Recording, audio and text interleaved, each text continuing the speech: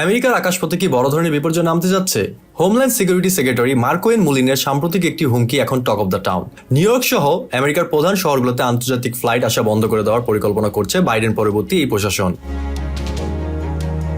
মার্কোয়েন মুলিন জানিয়েছেন, যেসব শহরে নিজেদের স্যাংচুয়ারি সিটি হিসেবে ঘোষণা করেছে এবং কেন্দ্রীয় ইমিগ্রেশন আইন মানতে অস্বীকার করছে, সেসব শহরে আর আন্তর্জাতিক ফ্লাইট নামতে দেওয়া হবে না।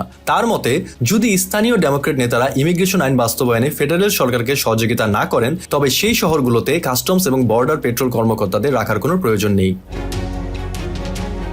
এই পরিকল্পনা বাস্তবায়ন হলে সবচেয়ে বেশি ক্ষতিগ্রস্ত হবে নিউ ইয়র্ক সিটি। বিশেষ করে জেএফকে এবং এলজি এর মতো ব্যস্ততম এয়ারপোর্টগুলো অচল হয়ে যেতে পারে। নিউ ইয়র্ক ছাড়াও এই তালিকায় রয়েছে Los Angeles, Chicago, Boston, San Francisco এবং সিয়াটলের মতো বড় বড় শহরগুলো।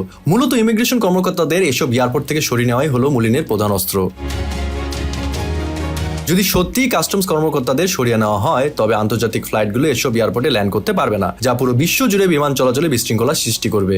সমালোচকরা একে রাজনৈতিক প্রতিহিংসা বললেও প্রশাসন তাদের অবস্থানে অনড়। আমেরিকার আকাশপথের এই লড়াই শেষ পর্যন্ত কোথায় গিয়ে ঠেকে, এখন সেটিই দেখার বিষয়।